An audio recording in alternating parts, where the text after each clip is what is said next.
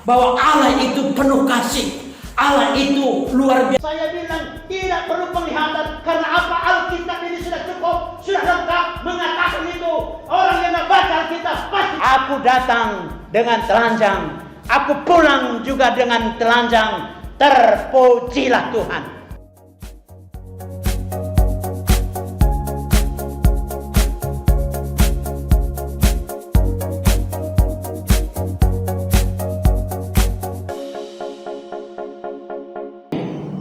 Shalom.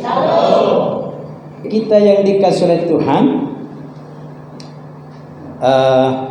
kita sudah belajar tentang pengajar yang sesat, ya. Kalau yang pertama kita belajar tentang Hymenaeus Philetus itu mengajarkan, ya, tentang kebangkitan sudah berlangsung, jelas itu sesat, saudara-saudara. Ya, kalau ada nanti yang mengajarkan demikian, ya sudah sesat. Dan Anda pasti sudah tahu apa jawabannya, karena kebangkitan itu belum berlangsung. Kebangkitan terjadi pada akhir zaman, ya, jadi belum berlangsung. Nah, lalu minggu yang lalu kita sudah belajar tentang pengajaran yang sesat lagi, yaitu tentang berkanjangnya. Ya, kemarin sudah saya tahu apa itu berkanjang, ya, pada penglihatan-penglihatan. Nah, pasti itu menyesatkan saudara-saudara, ya, karena banyak orang yang malas baca Alkitab, akhirnya dia berkanjang pada penglihatan, lalu dia merasa dirinya paling rohani, ya, sama dengan yang memakai bahasa roh itu nggak sesat, tapi yang memakainya yang sesat, ya. Bahasa roh itu nggak sesat, yang memakainya yang banyak sesat. Kenapa? Kebanyakan orang yang memakai bahasa roh itu merasa dirinya paling rohani, ya. Itu sudah pasti salah, menyesatkan saudara-saudara, ya. Nah, jadi hari ini kita mau belajar lagi penyesatan, yaitu tentang makanan, ya. Banyak orang, pantang ini, pantang makan ini, dan lain sebagainya, ya. Ini makanya Alkitab sudah mencatat begitu lengkap, kita aja yang malas bacanya, sehingga selalu kita mendengarkan orang, pantang ini, pantang ini. Wow. Mari kita baca dulu satu ayat di dalam Ibrani pasal 3.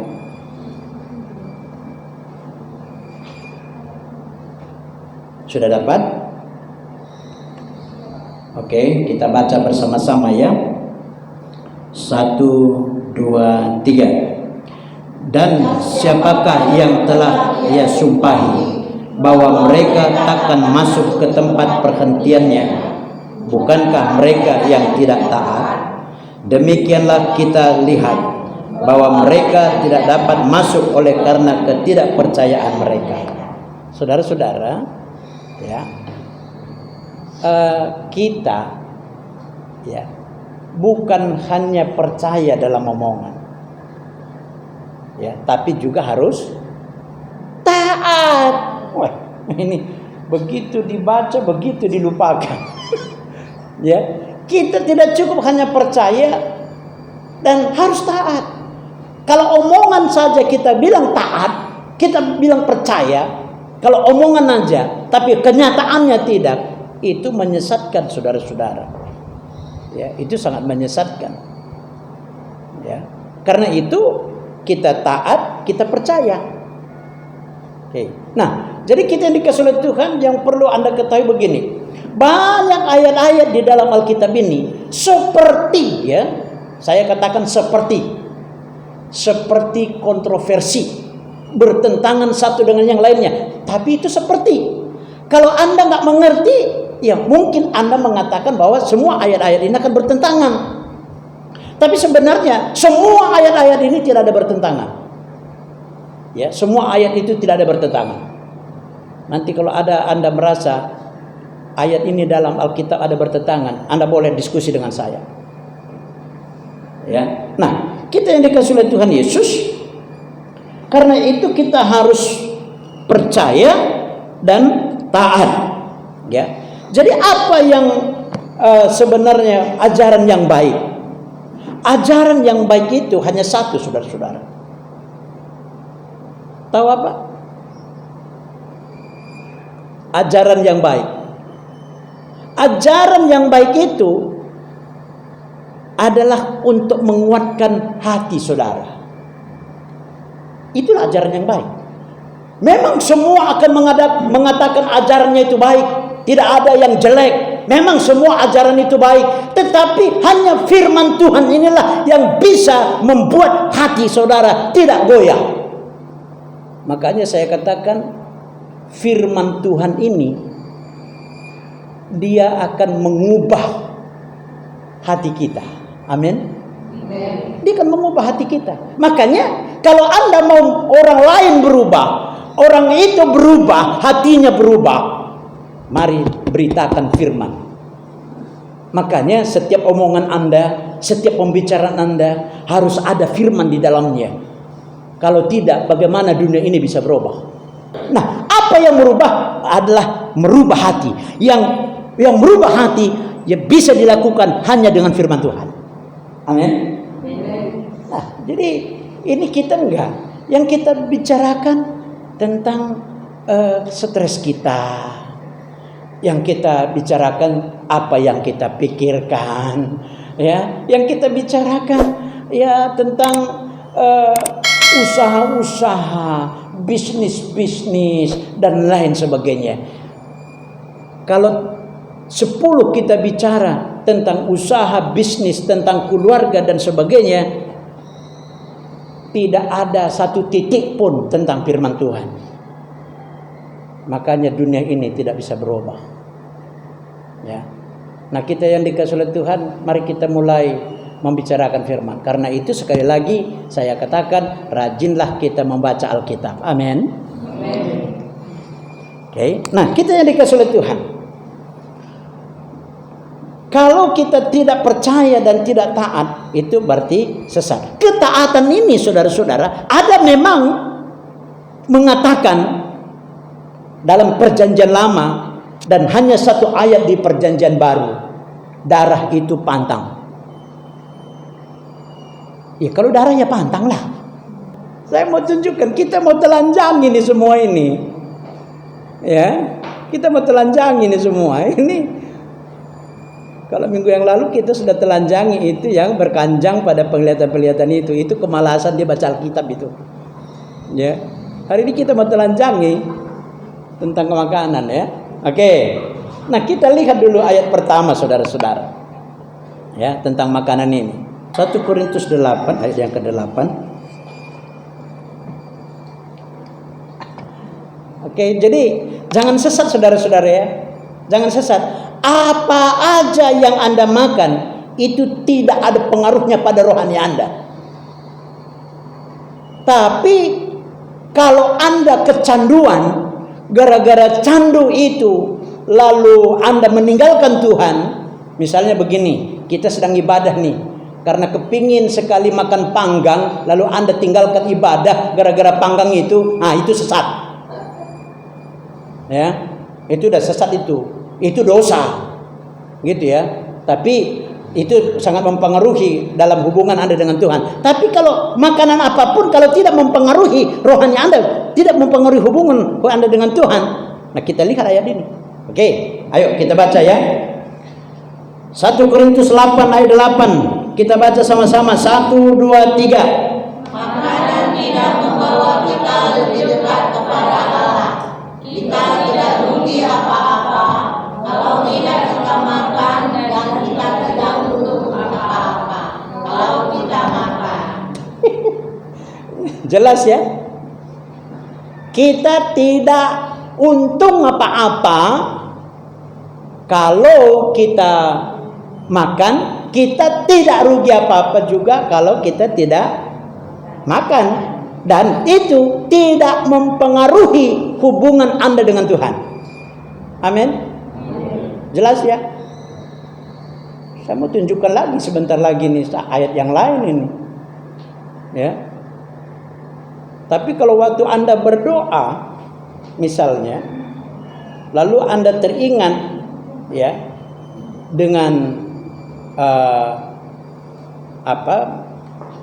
lomok-lomok ya, lalu Anda tinggalkan doa Anda, itu pasti dosa, pantang. Ya jangankan dengan lomok-lomok. Kalau Anda berdoa lalu mengingat Indomie aja enak, Anda juga sudah pantang, itu udah haram itu. Ya. Jadi sekali lagi kita yang dikasih oleh Tuhan, apapun yang Anda mau makan, silahkan makan. Ya, asalkan jangan Anda makan orang lain. Kalau makan orang ya jelas salah. Ya. Nah, nanti ada ayatnya loh itu. Kapan-kapan saya tunjukin lagi. Dia bilang begini, janganlah engkau saling membohongi. Janganlah engkau saling memakan. Nah itu ayatnya di dalam kitab Galatia itu. Jadi kalau kita saling memakan ya udah pasti salah, udah pasti dosa. Ya. Jadi kalau kita sedang saling menipu, itu saling memakan namanya. Ya kan? Itu mempengaruhi hubungan kita dengan Tuhan. Kenapa mempengaruhi? Karena itu masalah hati. Hanya satu yang pantang bagi Tuhan. Tahu apa? Ya dosa, itu yang pantang. Semua makanan kalau Anda mau makan aja deh. Harimau kalau Anda mau makan, makan aja. Ya, tidak ada yang haram itu. Ya, saya mau tunjukkan ini yang halal ya. Ini yang penting ini saudara-saudara. Tadi sudah jelas kalau kita makan apapun itu tidak ada hubungannya dengan Tuhan. Semua yang kita makan itu semuanya jatuh di mana? Oh, di jamban, bukan di wastafel. Di wastafel bau loh. Jadi ke jamban. Oke. Markus 7 ayat yang ke-19. Ya, kita baca sama-sama ya.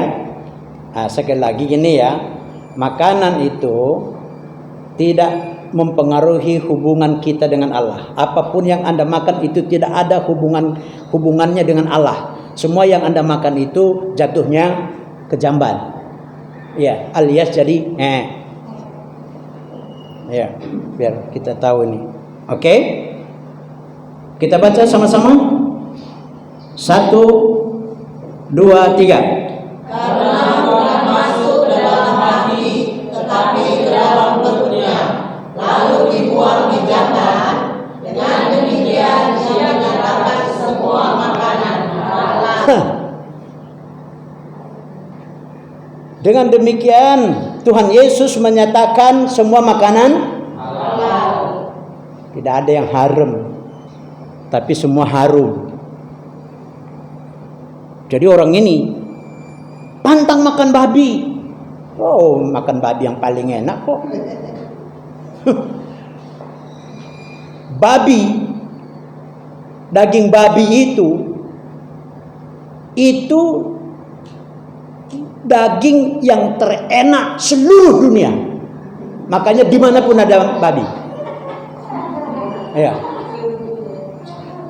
daging babi yang terenak seluruh dunia. Lalu ada lagi pengajaran yang sesat itu. Dia bilang begini, kedatangan Yesus yang kedua kali adalah mematahkan salib dan memusnahkan babi. Ajaran apa itu? Itu ajaran setan. Iya, itu setan itu. Tanya, saya ke Mesir babi ada, itu digantung lagi. Iya, ya saya ke Arab tapi cuma di Dubai.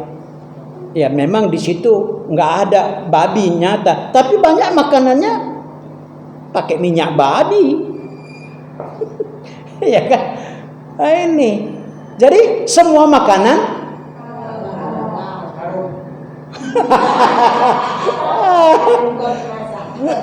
iya.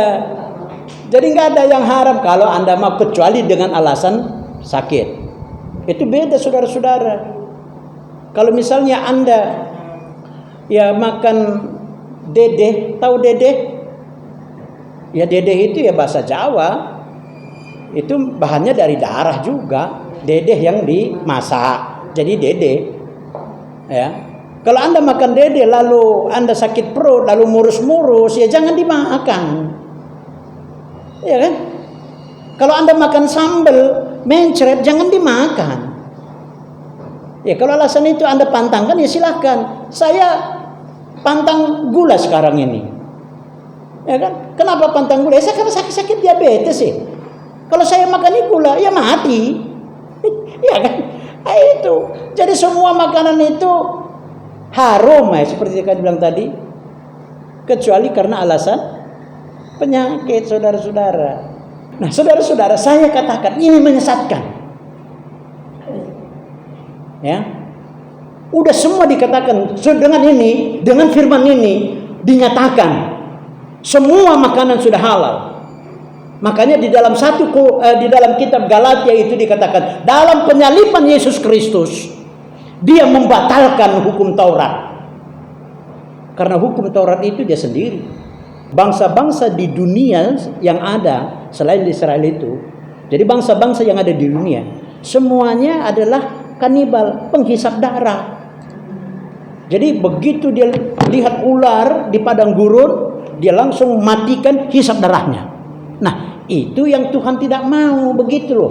Ini bukan ada alasannya dengan penyalipan Yesus. Jangan Anda samakan darah babi dengan darah Yesus. Lalu ada lagi bilang, kan di darah itu ada nyawa. Loh, memangnya nyawa itu di mana aja sih? Anda kalau nggak punya jantung, punya nyawa enggak? Ya enggak. Ya, berarti di jantung juga ada nyawa. Anda kalau nggak punya paru-paru, punya nyawa enggak? Ya, berarti di paru-paru itu ada. Dicatat dalam Alkitab, di darah itu ada nyawa. Begitu memang, tanpa darah pun memang kita nggak bernyawa. Tapi bukan di situ aja nyawa itu. Anda harus cerdas sedikit lah.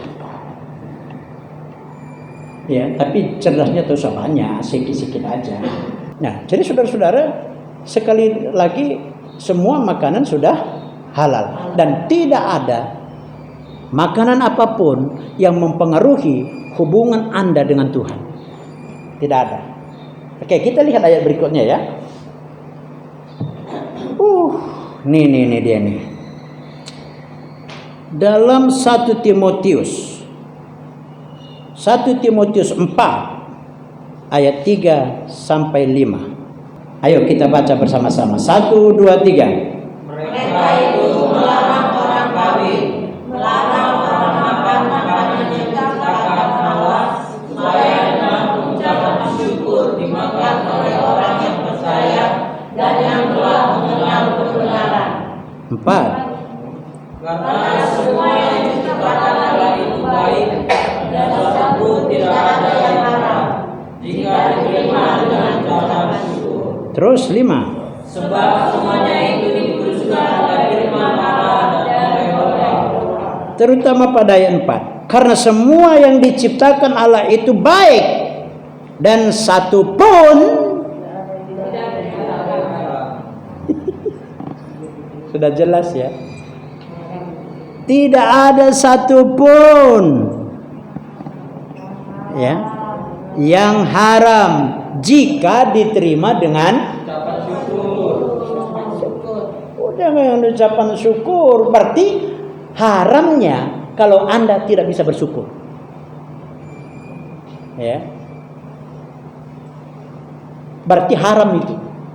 Kalau makanan apapun bila dikuduskan dengan firman dan doa, semuanya jadi haram. Dikuduskan dengan firman dan doa. Ya, bukan berarti bukan berarti Anda penginjilan dulu, baru makan dan doa, bukan. Bukan berarti khotbah dulu baru makan dan doa, bukan. Artinya itulah berdoa dalam roh dan kebenaran tadi. Berdoa dalam roh dan kebenaran itu sama dengan berdoa dalam firman. Ya, sama artinya itu, berdoa dalam firman. Nah, dikuduskan semua makanannya. Ya kan? Makanya saudara-saudara berdoa ya jangan berdoa biasa-biasa aja. Ya, berdoa itu harus berdoa yang hebat lah. Ini berdoanya, Tuhan Yesus berkati makanan kami, cukupkan semuanya Tuhan ini dan sebagainya, amin. Loh, emang itu doa apa sih? Ya kan? Tapi kalau bilang Tuhan Yesus, di dalam nama Yesus Kristus Engkau berfirman Tuhan, semua makanan halal, semua makanan halal dan tidak ada yang haram, itulah firman-Mu, dan aku mau menerima makanan ini dengan syukur. Dalam nama Yesus aku berdoa. Itu jadi berdoa dalam roh itu ya berdoa dalam firman. Semua makanan itu dikuduskan dalam doa dan firman, ya. Nah, saudara-saudara, sekali lagi, makanan apapun itu tidak ada yang haram kalau Anda mau, kecuali kalau Anda tidak mau, kecuali Anda ada gangguan sakit kalau makan sesuatu, itu semuanya jadi haram. Semua yang kita makan itu jadi semualah, ya, mana nggak mempengaruhi. Jadi mau tentang makanan itu nggak ada yang haram, loh, amin.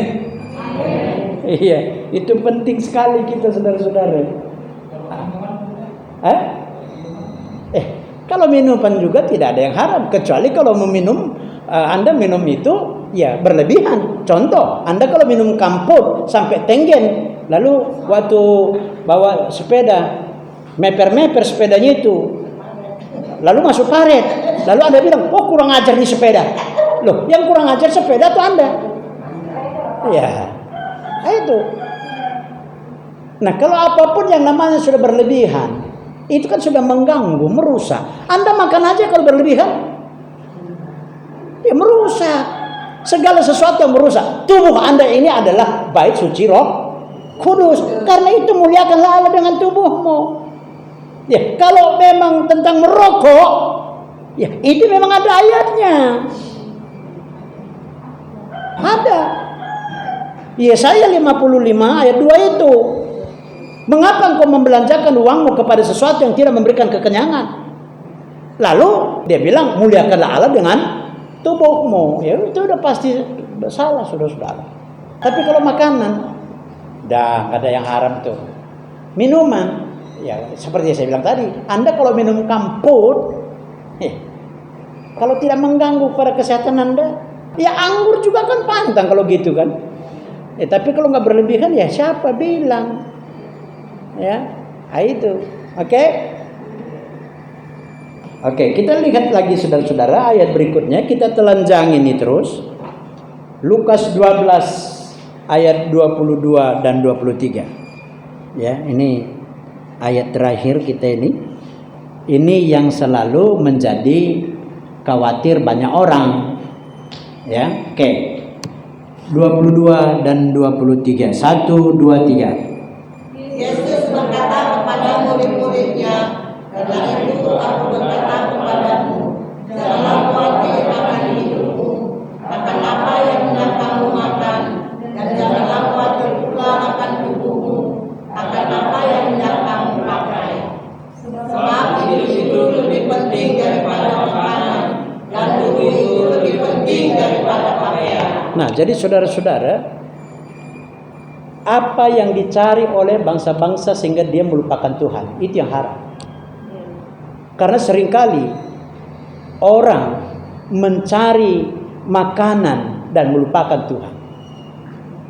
Ya, makanya waktu bangsa Israel dalam perjalanannya ya ke tanah Kanaan itu, dia dipelihara oleh mana. Ya, makanannya mana. Dan Tuhan sudah bilang, pada hari ke-7 engkau tidak boleh mengambil mana. Karena pada hari yang ke-6 aku sudah mendabelkan di situ, kata Tuhan. untuk hari ketujuh. Pada hari ketujuh tidak boleh kau mengambilnya. Tetapi banyak juga bangsa Israel itu karena kekerasan hatinya mencari. Dan apa yang terjadi pada waktu mereka cari? Semua manna itu berulat dan busuk. Ya.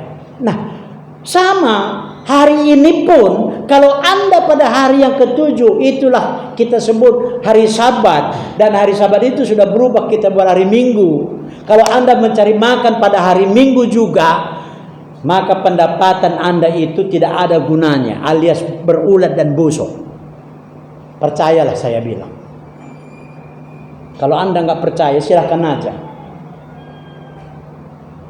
Ya. Karena hari yang ketujuh itu, hari Minggu itu, memang dikhususkan untuk memuliakan nama Tuhan. Amin. Nah, saya sering bikin contoh, saudara-saudara. Contohnya begini. Kalau Anda pelihara, katakanlah 1 ekor induk ayam aja, tapi induknya ya 1 ekor induk ayam. Kalau Anda makan, kalau dia bertelur lalu makan telurnya, masih bisa bertelur enggak? Bertelur lagi, masih bertelur enggak? Nah, kalau Anda makan induknya, bertelur enggak? Nah, jangan-jangan Anda yang bertelur. Iya. Karena apa? Anda sudah makan induknya. Nah, Senin, Selasa, Rabu, Kamis, Jumat, Sabtu itu telur. Hari Minggu itu induk. Kalau Anda sudah makan induknya, ku pastikan Anda yang bertelur. Iya kan? Makanya semua ini, bumi ini, sistemnya sudah diatur Tuhan, saudara-saudara. Sudah diatur Tuhan. Tuhan mengetahui kapan Anda mati, kapan Anda lahir, kapan Anda itu dewasa, sampai kapan Anda hidup, sekolah Anda, kesarjanaannya. Saya ditetapkan Tuhan menjadi pendeta, tapi sekolah saya punya sekuler dan sekolah teologi, dan itu semuanya sudah dalam kendali Tuhan. Makanya Rasul Paulus mengatakan, kalau sudah ada makanan dan pakaian, nah itu dia bilang, kalau sudah ada makanan dan pakaian, cukuplah itu. Bukan dibilang kalau sudah ada makanan, pakaian, rumah, mobil, tanah, istana, cukuplah itu. Nggak ada. Karena apa? Karena semuanya akan ditinggal. Lalu doa Bapa kami juga mengajarkan, cukupkanlah apa? Nah itu, cukupkanlah makanan kami pada hari ini. Bukan dibilang cukupkanlah makanan kami selama 100 tahun. Nggak ada itu.